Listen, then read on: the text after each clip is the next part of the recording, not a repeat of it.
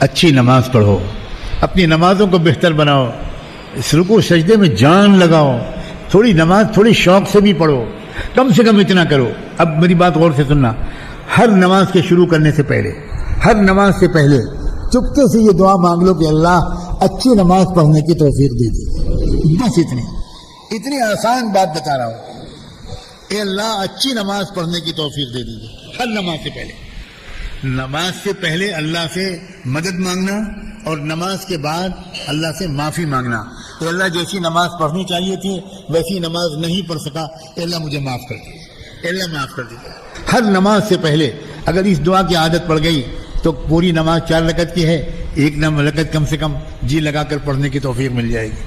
کچھ دن کے بعد 2 رکعتوں میں دل لگے گا، کچھ دن کے بعد 3 رکعتوں میں دل لگے گا، پھر کچھ دن کے بعد پوری نماز میں ادھر ادھر ذہن نہیں جائے گا انشاءاللہ۔